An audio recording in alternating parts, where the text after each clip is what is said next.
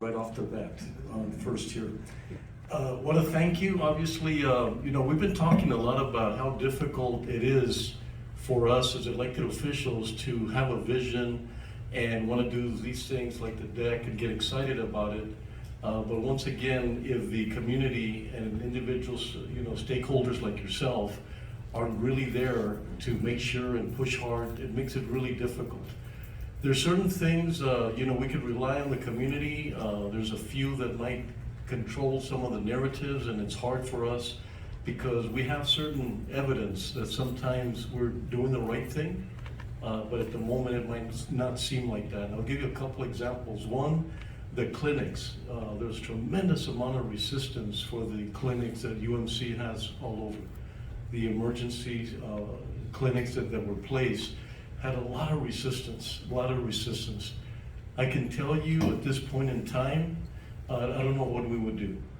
I don't know what we would have done during the pandemic without the clinics. I don't know what we would do now.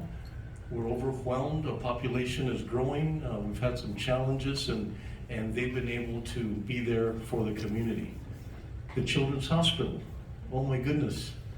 I remember it was sort of heartfelt that you wanted to do something that was amazing for the community, yet the resistance was incredible.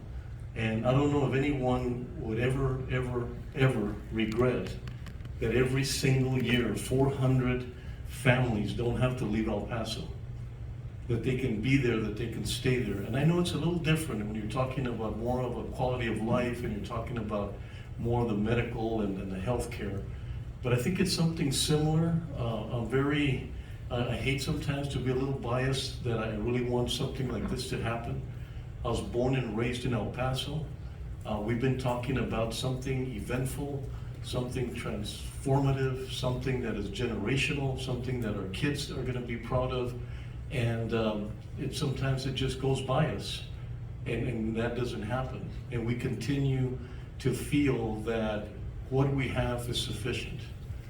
And I'll tell you over and over again, when you're trying to stop these kinds of situations, the ones that get hurt the most are the most vulnerable.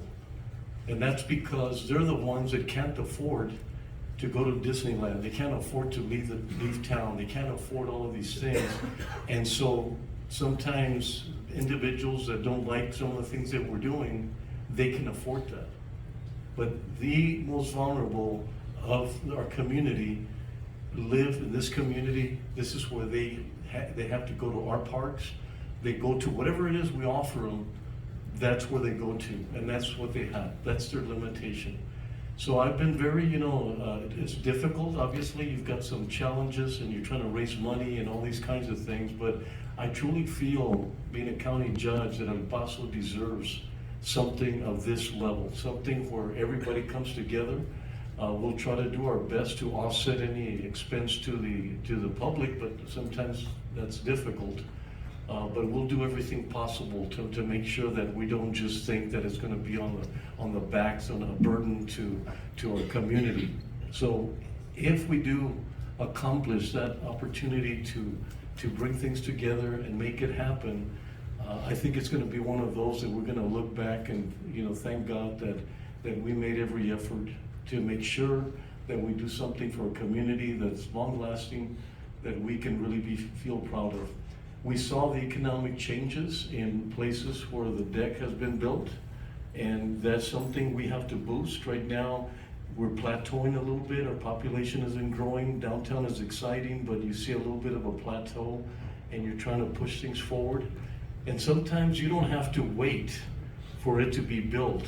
Just the fact that it's going to be built in itself really encourages our community to be supportive. So once again, I hate to be a little this biased, but I'll defend my position in every possible way because I do know and work with a lot of people that are excited, and it's something I really believe is deserving of our beautiful community. So thank you.